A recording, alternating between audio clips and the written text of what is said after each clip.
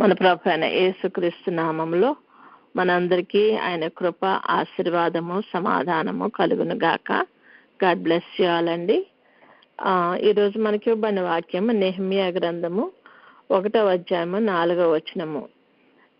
నేను ఈ మాటలు వినినప్పుడు లేచి కూర్చుండి ఏడ్చి కొన్ని దినముల దుఃఖముతో ఉపవాసముండి ఆకాశమందలి దేవుని ఎదుట విజ్ఞాపనము చేసితిని. దేవుడు తన పరిశుద్ధ వాక్యాన్ని మన వినికిడిలో దీవించిన గాక. ఇక్కడ నెహెమ్యా గారు మరి తన యొక్క దేశమైనటువంటి యెరూషలేములో మరి అక్కడ ఉన్నటువంటి ప్రాకారంలో పడగొట్టబడినాయని, అలాగే అక్కడ గుమ్మములు కూడా కాల్చివేయబడినాయని మరి విన్నప్పుడు ఆయన మరి కూర్చుని ఏడ్చాడట. చాలా దినాలు ఏడ్చాడట. దుఃఖముతో ఉపవాసం ఉన్నారట. ఆకాశమందలి దేవుని ఎదుట విజ్ఞాపనం చేశాడట. అంటే నెహెమ్యా గారి జీవితంలో ముఖ్యంగా మనం గమనించేది ఏంటంటే ఆయన చేసినటువంటి ప్రార్థన. ఆయన ఏ విధంగా ప్రార్థించారు. బైబిల్లోని ప్రార్థన ఎప్పుడు మనం మొదలైందని మనం వింటామంటే ఆదికాండం 4:26లో ఏనోషు కాలంలో ఈ ప్రార్థన ఆరంభమైనట్లుగా మనం చూస్తాం అన్నమాట.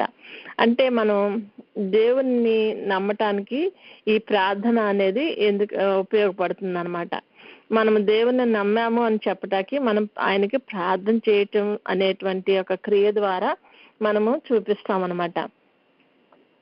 లేదా మనం ఏదో తాత్కాలికంగానో లేకపోతే నామకార్థంగా చేసేటువంటి ప్రార్థనలో నమ్మకం అనేది ఉండదు. దేవుని మీద నమ్మకం అనేది ఉండదు. కనుక అలా కాకుండా మనము నమ్మిన దేవుని కొరకు మనం ప్రార్థిస్తాం అనమాట. నమ్మినప్పుడే ఒక ప్రార్థన అంటూ చేయగలుగుతాం అనమాట. ప్రార్థన చేసి దేవునితో సహవాసం చేస్తాము. మరి కనుక ప్రార్థన ద్వారా ఆయనతో సహవాసం చేసేటువంటి స్థితికి ఎదుగుతాం అనమాట. నమ్మటం దేనికంటే మానవ జీవితంలో మనకి ఎన్నో కోరికలు ఉంటాయి. అవన్నీ నెరవేరాలంటే మనము ఆయన దగ్గర మనం వేడుకుంటాం అనమాట. దేవునికి ప్రార్థన చేసినప్పుడు మనము నమ్మకంతో ఆయన సన్నిధికి వచ్చినప్పుడు దాని నెరవేర్పుని మనం చూస్తాం. నెరవేర్పు చూసిన తర్వాత దేవుణ్ణి మనం స్తుతించాలి. అంటే ఆయనకు కృతజ్ఞతలు చెల్లించాలి. చాలాసార్లు మనం అడిగింది దేవుడిచ్చాక అసలు కృతజ్ఞత అనేది మర్చిపోతూ ఉంటాము. దేవుడు ఇచ్చేసాడనే సంతోషంలో మనము ప్రభువుని నిర్లక్ష్య పెట్టే స్థితులు మనకు వస్తూ ఉంటాయి అన్నమాట. కనుక మన జీవితంలో ఆయన చేసిన గొప్ప గొప్ప కార్యాలకి మనం చేసినటువంటి స్తుతిని బట్టి మనము ఒక సాక్ష్యంగా మనం నిలబడతాం అనమాట. దేవుణ్ణి స్తుతించినప్పుడు ఇతరులు విన్న వాళ్ళు అయ్యో దేవుడు వీళ్ళ జీవితంలో ఎంత గొప్ప పని చేశాడా అని మనకు ఒక సాక్ష్యంగా మనం నిలబడతాం అనమాట. ఆ విధంగా మనం దేవుణ్ణి మహింపరుస్తాం. మరి ప్రార్థన ద్వారా దేవుడు మహింపరచబడాలని మనం చేయాలన్నమాట. చేసిన ప్రతి ప్రార్థన ద్వారా ఆయన నామం మహింపరచబడాలంటే మనం నమ్మకంతో ఆయన ఎదుటి చేసిన ప్రతి ప్రార్థనకు మనకు జవాబిస్తాడు దేవుడు. మరి ఇక్కడ నెహెమ్యా గారు ఆయన ఎంతో మరి బాధతో హృదయ వేదనతో యెరూషలేము గురించి ప్రార్థిస్తున్నారంట. మనం సాధారణంగా మనం ఏం ప్రార్థన చేస్తామండి? మన కుటుంబంలో ఇలా ఉండాలి, అలా ఉండాలి, ఈ పరిస్థితులు ఎలా ఉండాలి, ఈ బిడ్డలు ఎలా ఉండాలి, వాళ్ళ జీవితం ఎలా ఉండాలి, నాయన మా బతుకులు ఎలా ఉండాలి ప్రభా అని సాధారణంగా మన గురించి ఎక్కువగా చేసుకుంటూ ఉంటాం. ఇతరుల గురించి కూడా చేస్తాం, కానీ అంత హృదయ వేదంతో భారంతో అయితే మనము ఎక్కువ చేయలేం. ఎందుకంటే మనకు వాళ్ళ యొక్క లోతుపాతలు మనకు తెలియదు, వాళ్ళు ఏం చేస్తున్నారో తెలియదు. ప్రభా వాళ్ళకి ఏదో కావాలి నాయన, ఇవ్వండి నాయన అని ప్రార్థన చేస్తాము. కానీ మనం ఎప్పుడైతే మరి హృదయ వేదనతో భారభరితమైన హృదయంతో మనం ప్రార్థించినప్పుడు దానికి ఇమీడియట్గా జవాబు వస్తుందని మనం గ్రహించాలన్నమాట. ఇక్కడ నెహెమ్యా అనే పదానికి అర్థం ఏంటంటే యెహోవా ఆదరణ, లేకపోతే యెహోవా ఓదార్చును అనే అర్థం అంట. అంటే ఓదార్చే దేవుడు, ఆదరించే దేవుడు అని అర్థం. ఈయన ఈ అర్తహషస్త అనే రాజు దగ్గర ఆయనకు గిన్నె అందించేవాడిగా ఉన్నాడట. అంటే మిగిలిన ఇశ్రాయేలీలకు ఉన్నటువంటి ఆ యొక్క దాసత్వం అనేది లేకుండా ఫ్రీగా ఆయన రాజు సన్నిధిలో చక్కగా మరి ఆయనకి గిన్నె అందించే పరిస్థితిలో ఉన్నాడు అన్నమాట. మంచి స్థితిలో ఉన్నాడు ఆయన.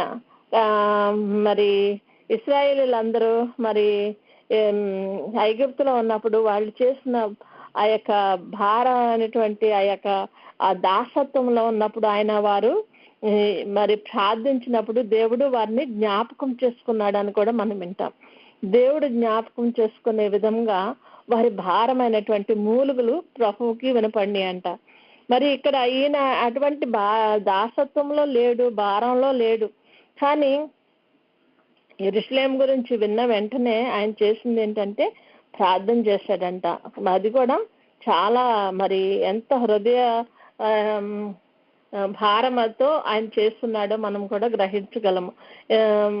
ఆయన ఉపవాసం ఉన్నాడంట. అసలు రాజుగారు చూసిన వెంటనే ఏంటి నీకు వ్యాధి లేదు కదా అంటే, మనం ఏదన్నా టైఫాయిడ్ వచ్చిన వాళ్ళని చూస్తామండి, వాళ్ళకు నెల రోజుల పాటు సఫర్ అవుతారు కదా. నెల రోజులు సఫర్ అయ్యేటప్పటికి అసలు వాళ్ళని చూస్తా కూడా మనకు ఇది రాదనమాట. ఏంటి ఈ మనుషులేనా అని అనిపిస్తుంది. అంటే అంతగా క్షీణించిపోతా ఉంటారు వ్యాధి వల్ల. మరి ఈయనకి అసలు వ్యాధి లేదు, చక్కగా మంచి పొజిషన్ లో ఉన్నాడు, రాజుగారికి గిన్నె అందించే స్థితిలో ఉన్నాడు, రాజు గారు యొక్క అందరూ నివసించే స్థలంలో ఉంటున్నాడు. దేనికి కూడా కొదువు లేదు ఆయనకి, ఒక అనారోగ్యం లేదు, ఏమీ లేదు. కానీ ఆయన యొక్క హృదయంలో ఉన్నటువంటి యెరూషలేము గురించి ఉన్నటువంటి భారము వల్ల ఆయన చేసిన ప్రార్థన మరి ఉపవాసము మరి ఇవన్నీ కూడా మరి ఆయన కృంగజేసినట్లుగా, ఆయన ముఖము క్షీణించినట్లుగా చూడగానే రాజుగారు గుర్తించే విధంగా ఉందంట. అంటే మనం చాలాసార్లు మనము ఉపవాసం అంటాం కదండి. చాలా మంది ఉపవాసం చేస్తారు, కానీ మనము మరి ఈయన చేసినంత మరి ఇదిగా మనం ఏమి చేయము. అసలు సాధారణంగా ఈయన చేసిన ప్రార్థన అంట నీసాను మాసము అనే నీసాను మాసం సారీ క్షమించాలి కిస్లేవ్ మాసము అనే దాంట్లో అప్పుడు ఆయనకి ఇట్లా వార్త తెలిసిందని వింటాము. తర్వాత నీసాను మాసంలో అప్పుడు రాజుగారు గమనించినట్లుగా చూస్తాం. అంటే ఈ యొక్క గడువు కాలంలో ఈయన ఉపవాసం ఉండి కనీసం ఆ యొక్క 120 days అన్నా ఉంటాయంట ఆ యొక్క గడువు కాలం. కనుక ఆయన అన్ని దినాలు ఉపవాసం ఉన్నారా? ఒకవేళ మరి అంటే తెలిసిన కారణండి ఆయన ఉపవాసం ఉండి ప్రార్థన చేసినట్లుగా కూడా మనం గ్రహించవచ్చు. అంటే అంత కాలము ఆయన ఉపవాసం చేసినట్లుగా మనం గ్రహించుకోవచ్చు అన్నమాట. అంటే ఎంతగా ఏడ్చారో అన్నది మనము చూస్తున్నాము. ఏడ్చటమే కాకుండా ఉపవాసం ఉన్నాడంట. మరి తన జనుల నిందన గురించి, జనుల గురించి, వాళ్ళు చేసిన పాపాల గురించి పాప క్షమాపణ కూడా ఆయన అక్కడ అడుగుతామని ఆయన ప్రార్థించినట్లుగా కూడా మనం చూస్తాం అన్నమాట. మరి యెరూషలేము చుట్టూ సాధారణంగా ఎప్పుడు కూడా గోడలు ఉండేవి. గోడలు అనేది ఏంటంటే మన క్రైస్తవ జీవితానికి మనం అన్వయించుకున్నట్లయితే మనము దేవుని యొక్క ధర్మశాస్త్ర విధులను, కట్టడలను మనకు ఒక గోడగా అంటే పెట్టుకున్నప్పుడు మనకి లోపలికి ఏ శత్రువు కూడా రాకుండా మనం పటిష్టం చేసుకోగలుగుతాం మన జీవితాన్ని. గుమ్మములు అంటే ఎవరైనా ప్రవేశించడానికి ఆధారమైనటువంటి ఒక ప్రదేశం. కానీ ఆ గుమ్మాలు కూడా మరి కాల్చివేయబడి అంట. ఎవరైనా శత్రువు వస్తున్నప్పుడు ఈ గుమ్మాలు మూసేస్తూ ఉంటారు. అంటే మన మనసులోకి ఒక తలంపు రాకుండా ఉండటానికి ఈ యొక్క గుమ్మములు మనకి చాలా ఉపయోగకరంగా ఉంటాయి అన్నమాట. ఇంకా లోపలికి రానియకుండా తలుపులు వేసేసుకుంటా ఉంటాం అన్నమాట. మరి అటువంటి ఈ యొక్క గుమ్మములు అంటే యెరూషలేము అనేటువంటి ఆ యొక్క ప్రదేశానికి వచ్చేటువంటి శత్రువులకు మరి ధారాళంగా మరి లోపలికి వచ్చేసేటట్లుగా మరి ఏ ఆటంకం లేకుండా నిరాటంకంగా లోపలికి వచ్చేసేలాగా వచ్చేసిన శత్రువు ఏం చేస్తాడంటే మనల్ని నాశనం చేస్తాడు కదా. నాశనం చేసే విధంగా మరి ఈ గుమ్మములు కాల్చబడినట్లు ప్రాకారం అంటే మన చుట్టూ ఉన్నటువంటి మన అగ్ని ప్రాకారం లాగా ప్రభు ఉంటానంటున్నాడు కదా. ఏ ఒక్కరు కూడా లోపలికి ప్రవేశింపకుండా మరి అటువంటి ప్రాకారం కాలటువంటి మరి స్థితిలో మనం ఉండాలని మన ప్రభు కోరుకుంటున్నాడు. ప్రాకారం లేక పాడైన స్థలములు అని అంటున్నారు. ప్రాకారం లేకపోతే ఏమవుతాయి అంటే పాడైపోతాయి అంట. కనుక మన ప్రాకారంగా మనము ఉన్నట్లయితే, ప్రభువుని మనం పెట్టుకున్నట్లయితే, మన ఆత్మీయ స్థితిలోనికి దుష్టుడు రావటానికి అవకాశం ఉండదు ఇక్కడ. కానీ మనం ఏం చేస్తామండి, ప్రతి దానికి కూడా మనం చిన్న చిన్న విషయాలకి మనం టెంప్ట్ అయిపోయి, మనకున్నటువంటి యొక్క ప్రాకారము బలహీనం అయిపోయి, లేకపోతే గుమ్మములు శత్రువుల చేత కాల్చబడినట్లుగా మనం ఉండి, మనం శత్రువు మనలోకి వచ్చేసి మన జీవితాలను నాశనం చేసే విధంగా ఉంటాం. కనుక ఈ యొక్క అటువంటి స్థితిలో మరి ఒక ఆత్మీయమైనటువంటి స్థితిలో మనం వెళ్లకుండా ఉండాలంటే మనం ఏం చేయాలండి, వాటి విషయమే మనం ప్రార్థించాలి. ఇప్పటికే ఎన్నో జీవితాలు మనము క్రైస్తత్వంలో ఉన్నప్పటికీ, దేవుణ్ణి తెలుసుకున్నప్పటికీ, మరి అనేక సార్లుగా మరి నామకార్థంగా మారిపోయే స్థితిలో ఉన్నప్పుడు అది ఖచ్చితంగా మనకు ప్రాకారాలు పడగొట్టబడిన స్థితి, లేకపోతే మరి గుమ్మములు కాల్చివేయబడిన స్థితి అని కూడా మనం గ్రహించవచ్చు అనమాట. అటువంటి స్థితిలోకి మనం ఉండకూడదని మన ప్రభు మనకు చెప్తున్నారన్నమాట.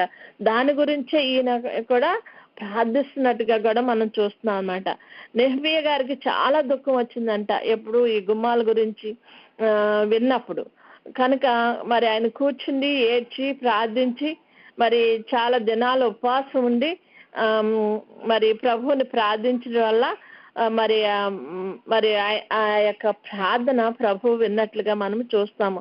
అందుకని రాజుగారు ఇమీడియట్ గా ఆయన యొక్క దుఃఖాన్ని, ఆయన యొక్క బాధను చూసి ఇమీడియట్ గా ఆయన అనుకున్నది ఏమైతే అడిగాడో, రాజుకు నా మీద అనుగ్రహం ప్రసాదించయ్యా అని ఏం ప్రార్థన చేస్తాడో అదే విధంగా రాజుగారు కూడా మరి ఆయనకు ఒక ఇచ్చారన్నమాట, అవకాశం ఇచ్చి, ఇదిగో మీరు వెళ్ళు, నువ్వు చూసుకో ఆ విషయం, నీ పితరులుండే ఆ యొక్క పట్టణము వెళ్ళి కట్టుకో అని చెప్పి పంపిస్తాడు.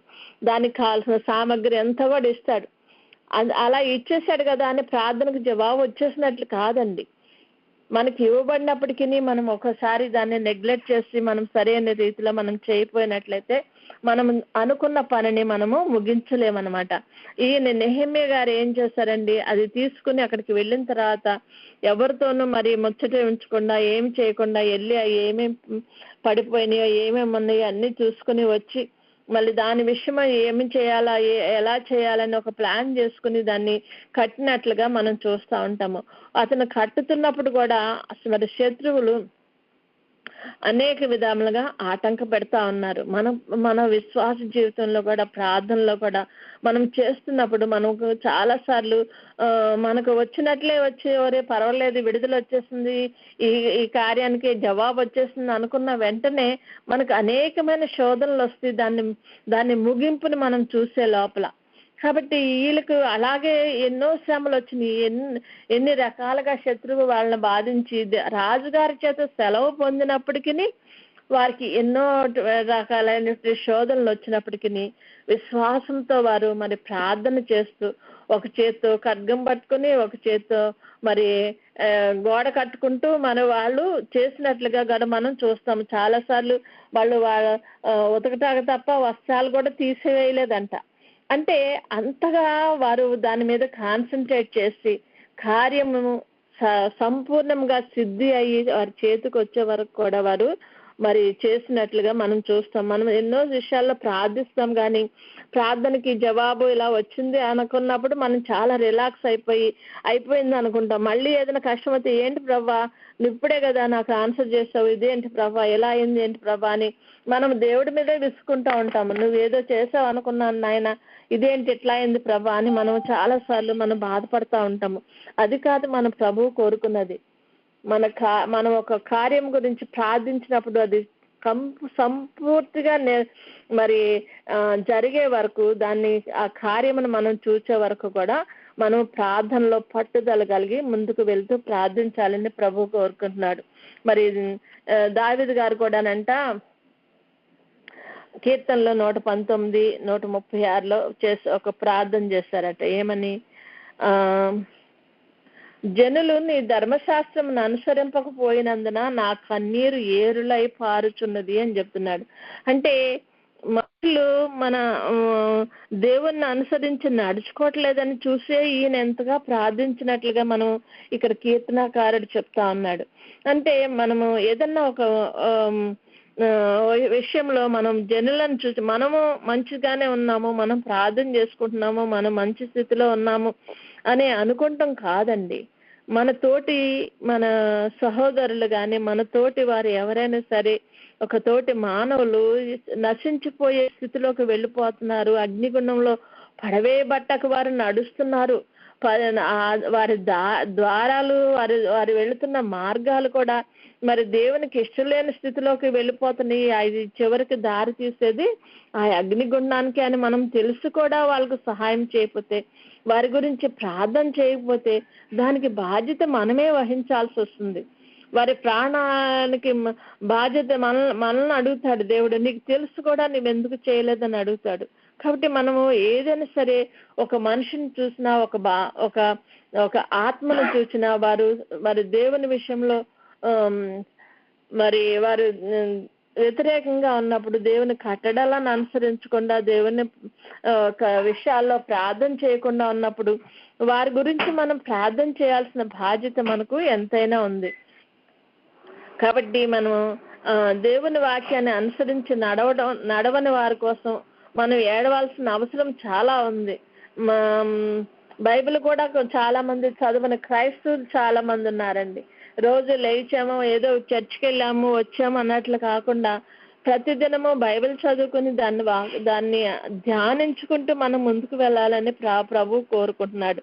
మనం జెరెమియా ప్రేయర్స్ చేస్తాం కదా, దాంట్లో రోధించు స్త్రీలను కనుగొనుడి అని ఉంటుంది. అంటే రోధించాలి. మనం దేనికి ప్రభు సన్నిధిలో రోధించగలిగినటువంటి స్థితిలో మనం ఉండాలి. ఇది ప్రభువే మనకు చెప్తున్నాడు.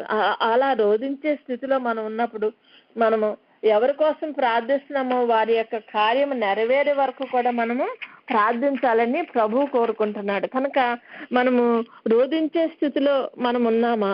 ఎదుటి వారి గురించి ఏదో మనం నామకార్థంగా చేయటం కాకుండా హృదయంలో ఉండే చెట్టుట్టి భారభరితమైనటువంటి కార్యాన్ని మనం చేయాలంట. మరి అలా చేసినప్పుడు దేవుడు ఎటువంటి హృదయాన్నైనా కదిలించగల శక్తి గలవాడని మనం నేర్చుకోవచ్చు.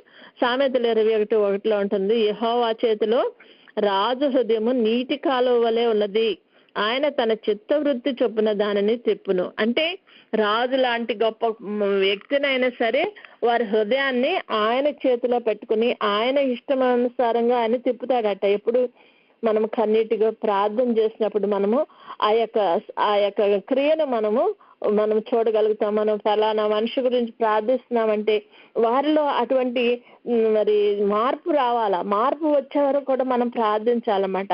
మనం చేసే ప్రతి ప్రార్థన యథార్థంగా స్వచ్ఛంగా ఉండాలంట. అప్పుడు మన హృదయాన్ని చూసిన దేవుడు, మన హృదయ రహస్యాలను ఎరిగిన దేవుడు మన ప్రార్థన తప్పకుండా ఆలకిస్తాడంట. కనుక మనలో ఎక్కువ బాధ ఉన్నప్పుడు, మనం సహింపలేనటువంటి బాధ వచ్చినప్పుడు ఏం చేస్తామండి, దాన్ని అణుచుకోలేక దుఃఖంతో ప్రార్థన వచ్చేస్తూ ఉంటది. ఎందుకంటే అంత బాధ మన హృదయంలో ఉంది కాబట్టి. మరి ఒక భక్తుడు రాశాడు ఒక పాట ఏంటంటే, ప్రసవ వేదన ప్రార్థన చేయు వాలిమ్ము తండ్రి. ప్రసవ వేదనతో ఉన్నప్పుడు ఎంత భయంకరమైన నొప్పులు వస్తాయి కదా, అటువంటి వేదనతో మనం చేసే ప్రార్థన ఉండాలట. అటువంటి ప్రార్థన చేసినప్పుడు దాని అటువంటి ఇసుపైన ప్రార్థన నేర్పు ప్రసాదించము. అంటే ఆ విధంగా నేను ప్రార్థన చేసే స్థితిని నాకు దయచేయి ప్రభువా అని ఒక పాటలో రాస్తా ఉన్నారు. అంటే అటువంటి వేదనతో మనం ప్రార్థించాలన్నమాట. మరి అనేక మంది భక్తులైన వారు చాలా ప్రార్థనలు చేశారు. ప్రార్థనలు చేసి అనేకమైనటువంటి ఆత్మలను రక్షించారు. అనేకమైన మనుషులను మరి దేవుని తట్టు తిప్పి ఆయన యొద్దకు వారిని నడిపించినట్లుగా కూడా మనం చూస్తూ ఉంటాము. మరి సమూయేలు గారి తల్లి అయిన హన్నా గారు కూడా అలాగే ప్రార్థించారట. ఆమె హృదయ దుఃఖం చేత అట్లా ప్రార్థించిందంట. అప్పుడు చేసినప్పుడు వెంటనే ఆమెకు జవాబు దొరికింది.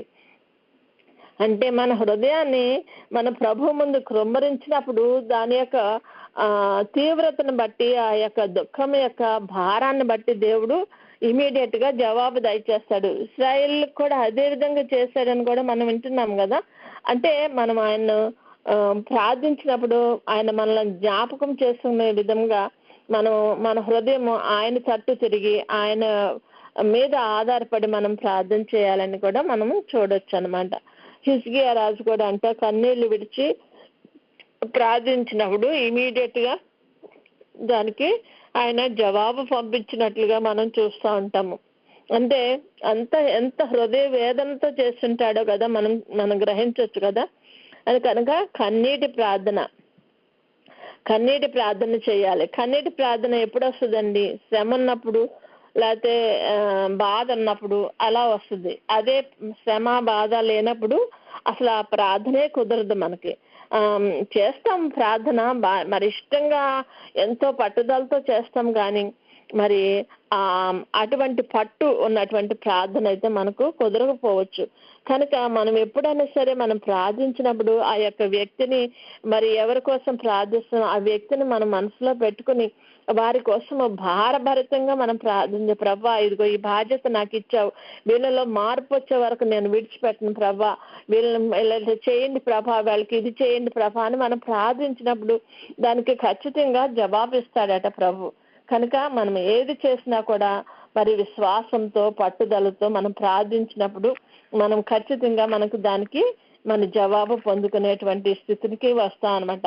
అంతేగాని మధ్యలో ఆపేయకూడదు. దేవుని మనకి ఇచ్చిన వాగ్దానాలని మనం ఎత్తి పట్టుకుని మరి ప్రార్థించవచ్చు. మనం దాని ఎన్నో వాగ్దానాలు ఇచ్చాడు. 360 వాగ్దానాలు ఉన్నాయంట మరి బైబిల్లో, దానికంటే ఎక్కువే ఉన్నాయంట. అంటే రోజుకొక వాగ్దానం చొప్పున మనం ధ్యానించినా కూడా మనము మన ప్రార్థన విషయంలో మనకు ఒక పట్టుదల అంటూ మనకు ఏర్పడుతుంది అనమాట. ఇదిగో ప్రభా నువ్వు ఇట్లా వాగ్దానం చేసావు నాయనా, నువ్వు అది ఇస్తానన్నావు కదా, నువ్వు ఇదిగో చెయ్యి ప్రభా అని అట్లా మనం ప్రార్థించినప్పుడు ఆ ప్రార్థనకు ఒక పట్టు, ఒక వాలు కుదురుతుంది అనమాట. కనుక మనము నెహెమ్యా గారు చేసినట్లుగా మనము ఉపవాసం ఉండి మనం ఆయన యొక్క సన్నిధిలో మనం ప్రార్థించినప్పుడు మనకు తప్పకుండా దేవుడు జవాబు దయచేస్తాడనే విశ్వాసంతో మనము పట్టుదలతో మనం ప్రార్థించి హృదయ భారం చేత మనము భారభరితమైనటువంటి మన హృదయాలను ప్రభు సన్నిధిలో కుమ్మరిస్తూ మనం ప్రార్థించినట్లయితే ఈ ప్రార్థనకు జవాబు రాలేదే అనుకుంటాక లేదు.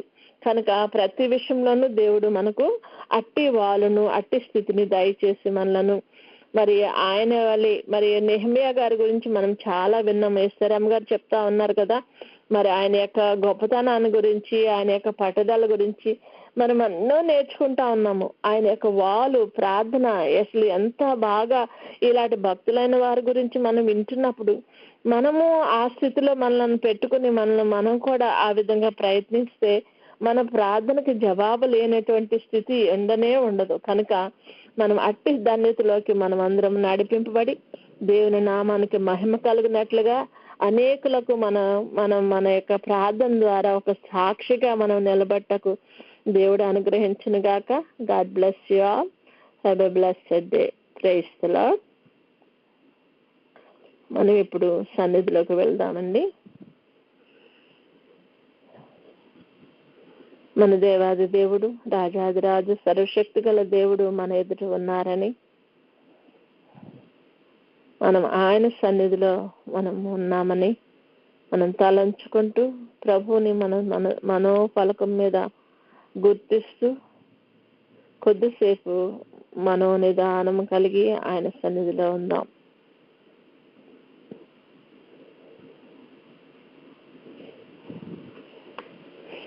మనసును నిదానపరుచుకుని ఏ ఆలోచన రాకుండా ప్రభు మీద మాత్రమే దృష్టి నిలిపేది మనోనిదానము. కనుక అట్టి మనోనిదానము కలిగిన వారమై మన మనసులను ప్రభు మీద కేంద్రీకరించుకుందాం.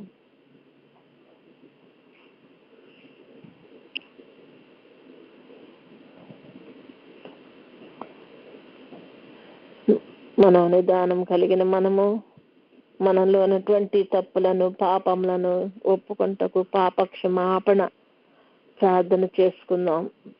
మనకు తెలియని పాపంలో అనేకములు మనలో ఇమిడి ఉన్నాయి. మనకు కనపడింది, మన ధర్మశాస్త్రంలో చదివింది తప్పు చేయకూడదు, పాపం చేయకూడదు, లేకపోతే ఇలాంటి చిన్న చిన్న విషయాలు దొంగతనం చేయకూడదు, అబద్ధం ఆడకూడదు, ఇలాంటివి అనుకుంటాం. కానీ మన మనసులో ఒక మనిషిని ద్వేషించినా కూడా అది పాపమే. మన మనసులో ఒకరిని హీనపరిచినా కూడా అది పాపమే. మరి ఎదుటి వారి గురించి మనకు తెలియకుండా వారి నిమిత్తం మనం మాట్లాడినా కూడా పాపం అవుతుందంట. కనుక అలాంటి పాపములు అనేకములు మనలో మనకు తెలియకుండానే ఇమిడి ఉండేటువంటి పాపములు మన ప్రభు సన్నిధిలో ఉన్నప్పుడు మన రహస్య పాపంలో ఆయన సన్నిధిలో కనపడును అని చెప్పిన విధంగా మనలో ఉన్నటువంటి రహస్య పాపం లేదో ప్రభువుకు కనపడేటువంటి వాటన్నిటిని కూడా మనం తొలగించమని ప్రభు సన్నిధిలో వేడుకుందాం.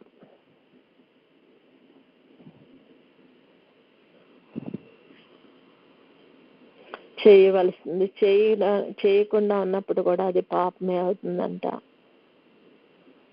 చేయరానివి చేస్తే అది పాపం అవుతుంది. కానీ చేయవలసిన పని చేయకుండా అజాగ్రత్తగా ఉండటం కూడా ఒక పాపమేనంట. పిరికితనం కూడా ఒక పాపమేనంట. అంటే విశ్వాసం లేనితనము, అధైర్యపడే విధానము, అవన్నీ కూడా పాపములుగానే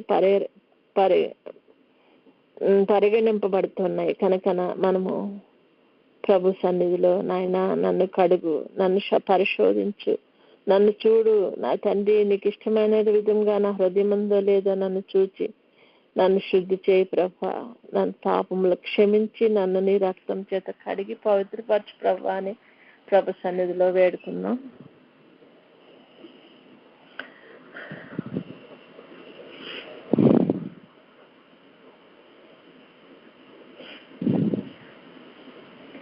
ప్రభుని వేడుకున్నాం. మనము ఒక తీర్మానం చేసుకుందాం. ప్రభా నాయనా, నీ భక్తులైనటువంటి వారి గురించి మేము వింటున్నామయ్యా.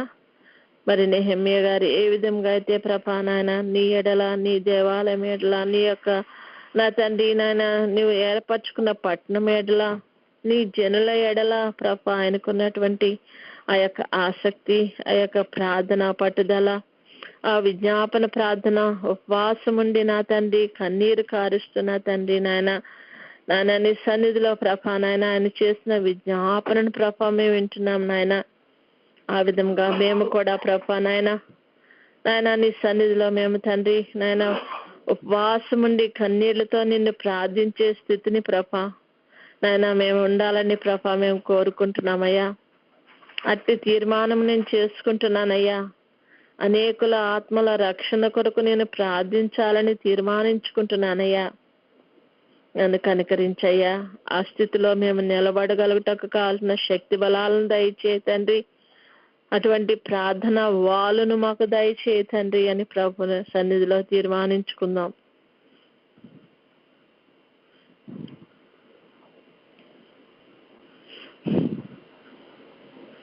తీర్మానించుకున్న మనము ప్రభునకు మనలను సంపూర్ణముగా సమర్పించుకుందాం. సంపూర్ణ సమర్పణ లేకపోతే కుమ్మరి ఆయన చేతిలో మట్టి విడిపోయినట్లుగా మనము ఆయన చేతిలో విడిపోయే ప్రమాదం ఉంది. కనుక సంపూర్ణంగా ప్రభువుకు సమర్పించుకుని ఆయనకి ఇష్టమైన రీతిలో మనలను మలుచుకుని ఆయనకి ఇష్టమైన పాత్రలుగా మనం తయారు చేసుకునే స్థితిలో మనం ఉండాలంటే ప్రభునకు సంపూర్ణంగా సమర్పించుకోవాల్సిన వారమై ఉన్నాము. యజమానుడు వాడుకుంటూ అర్హమైన పాత్రలుగా మనం తయారు కావాలంటే మనము సంపూర్ణంగా ప్రభువునకు సమర్పించుకోవాల్సిన వారమై ఉన్నాము.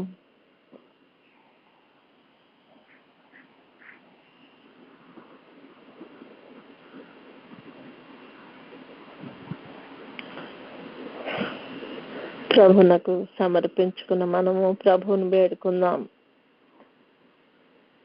నాయన మా ప్రార్థన ద్వారా నా తండ్రి నాయన అనేకుల కొరకు మేము చేసే ప్రతి ప్రార్థన ప్రభా నా తండ్రి వారి మనసులలో ప్రభా నా తండ్రి నాయన మార్పును కలిగించి నాయన నిన్ను తెలుసుకునే స్థితిలో వారు అందరూ ఉండగలిగినట్లు, వారే కాదు ప్రభా మేము కూడా మేమున్న స్థితిలో పడిపోకుండా ఉన్నట్లు కూడా ప్రభా మేము ప్రార్థించగలిగినట్లు ప్రభా నీ కృపను మాకు అనుగ్రహించయ్యా అని ప్రభుని వేడుకుందాం.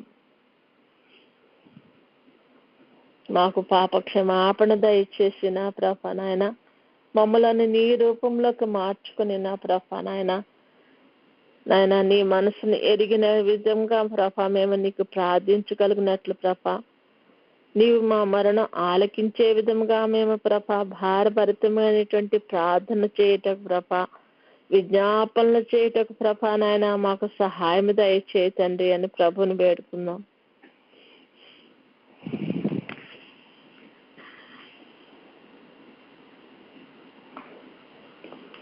పరిశుద్ధుడా పరమ తండ్రి నాయన, మేము చేసే ప్రతి ప్రార్థన యథార్థంగాను ప్రభా నాయన నా తండ్రి నాయన, మరి నాయన ప్రభా నా తండ్రి స్వచ్ఛముగాను నా తండ్రి నాయన మరి ఉండగలిగినట్లు ప్రభా నా తండ్రి మమ్మలను ప్రత్యేకించుకుని నాయన మమ్మలను నీ కొరకు సిద్ధపరచుకో తండ్రి అని ప్రభుని వేడుకుందాం.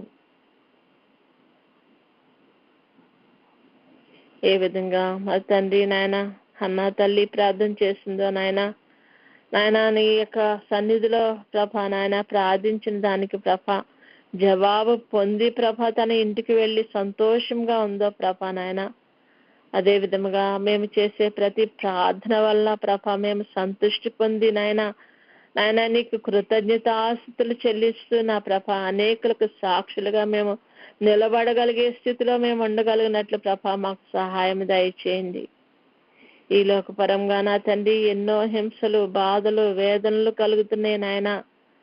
ఇండియాలో ప్రభా నా తండ్రి మాకు తెలిసిన మా దేశంలో నా తండ్రి నాయన నాయన ప్రభా అనేక మంది క్రైస్తవులు తండ్రి నాయన ఎన్నో హింసలు పొందుతున్నట్లుగా మేము వింటున్నాము నాయన. విని మా తండ్రి మేము వదిలేయకుండా నాయన వారి నిమిత్తము నా తండ్రి, వారి పరిస్థితుల నిమిత్తము నా తండ్రి నాయన వారిని హింసించే వారి కొరకు కూడా మేము ప్రార్థించగలిగినట్లు ప్రభా, వారి హృదయాలను నీ తట్టు తిరగజేసే వరకు ప్రభా మేము విడువక నా తండ్రి మేము ప్రార్థించగలిగినట్లు ప్రభా నా తండ్రి కృపను అనుగ్రహించండి.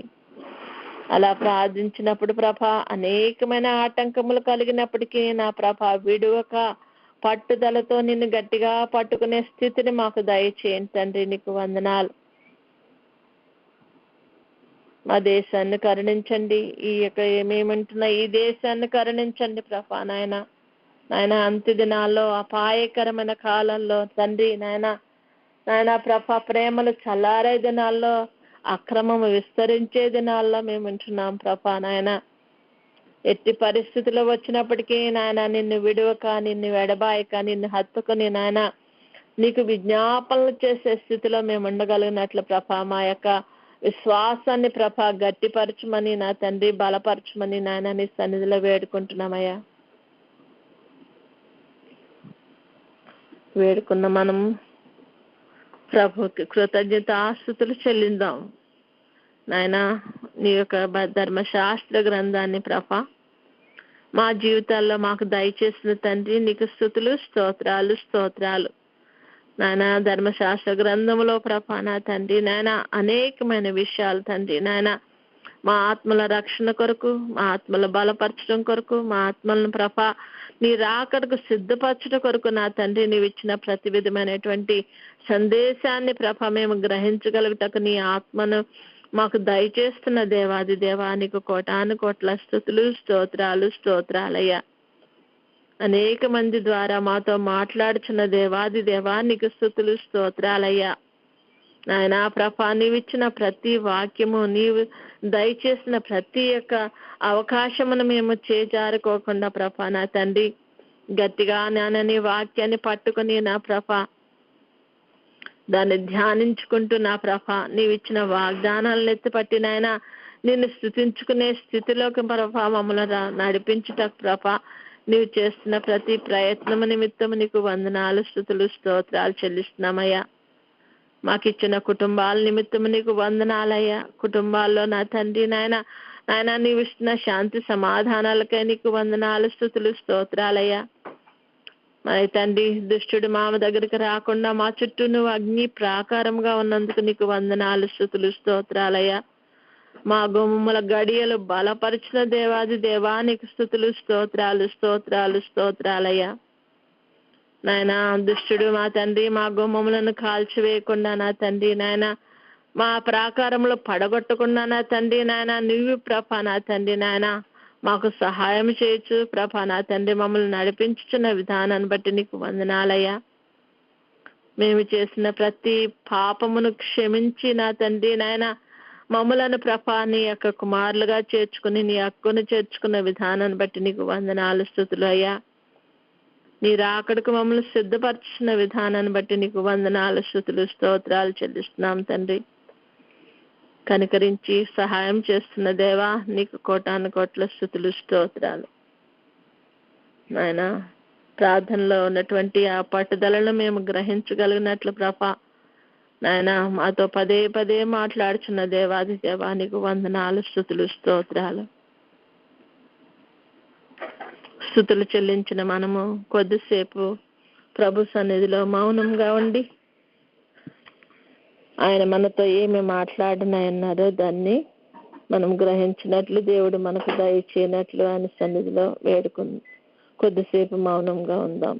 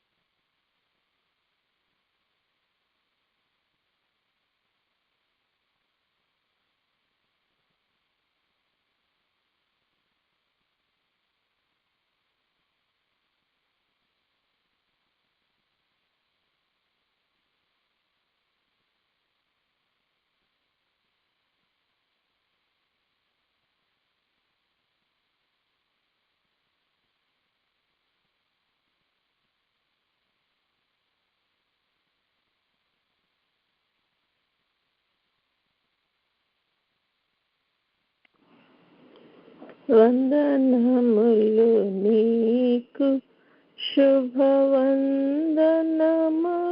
నీకు ఆనందముతో కూడిన నా హృదయ వందనములు నీకు. స్తుతులకు పాత్రుడా, స్తోత్రార్హుడా, నీకు వందనాలయ్యా. నాయన ఇప్పటి వరకు మా కార్యక్రమం అంతట్లో మీరు తోడయండి నడిపించిన దేవానికి వందనాలు. నీ బిడ్డలైన వారు, నీ భక్తులైన వారు తండ్రి నాయన ఎంత పట్టుదలతో ఎంతో చక్కగా నా తండ్రి నీకు విజ్ఞాపనలు చేసినప్పుడు ప్రభా, హృదయపూర్వకంగా చేసిన ప్రతి ప్రార్థనను ఆలకించిన తండ్రి నాయన మా జీవితాల్లో మేము కూడా అటువంటి పట్టుదల ప్రభా నాయన విశ్వాసం కలిగిన బిడ్డలముగా నా తండ్రి నీ సన్నిధిలో నిలబడగలుగుటకు ప్రభా, అనేక ఆత్మలు నీ తట్టు తిరగజేయుటకు ప్రభా నా తండ్రి మాకు సహాయం దయచేయండి తండ్రి. నీకు వందనాలు నాయన ప్రభా నా తండ్రి. నీవు దేవుని గ్రంథాన్ని ప్రభా మేము స్పష్టంగా చదివి ప్రభా నా తండ్రి నాయన దానిని గ్రహించి ప్రభా నాయన తండ్రి నాయన దానిని మేము మా జీవితాల్లో అనుభవించుకుంటకు ప్రభా నా తండ్రి నీ బిడ్డలైన వారి ద్వారా మాకు ప్రభా అర్థాన్ని ప్రభా నా తండ్రి నాయన ప్రభా మాకు అనుగ్రహించుచున్న దేవాది దేవానికి వందనాలు, స్తుతులు, స్తోత్రాలయ్యా. నీ ధర్మశాస్త్రాన్ని అనుసరించి నడుచుకుని ప్రభా నాయన నీ దృష్టికి యథార్థంగాను నాయన ప్రభా మా హృదయం నీ దృష్టికి అంగీకారంగాను ఉన్నట్లు ప్రభా మా నడవడిని మార్చుకుని నా ప్రభా నాయన నీ చేత ప్రభా నా తండ్రి నాయన మా ప్రార్థనలకు జవాబులు పొందగలుగుటకు ప్రభా నా తండ్రి నాయన దానిని అందుకుంటకు అర్హత గల వారమై మేము జీవించగలుగుటకు ప్రభా నాయన మమ్మలను మా కుటుంబాలను ప్రభా నీవు దీవించి ఆస్వాదించి నాయన మమ్మల్ని మా మీద నీ దృష్టి నిలిపి ప్రభా నా తండ్రి మా కుటుంబాలని మమ్మలను రక్షించమని నీ రాకడకు మమ్మల్ని సిద్ధపరచమని నాయన మరి ఒకసారి ప్రభా నా తండ్రి నిన్ను ప్రార్థించే వాళ్ళు ప్రభా మేము కలుగునట్లు కృప చూపి కనికరించమని త్వరలో పెండ్ల కుమారుడుగా రానయ్య యేసయ్య అతి శ్రేష్టమైన నామంలో అడిగి పొందుకొని ఉన్నాం తండ్రి. ఆమేన్.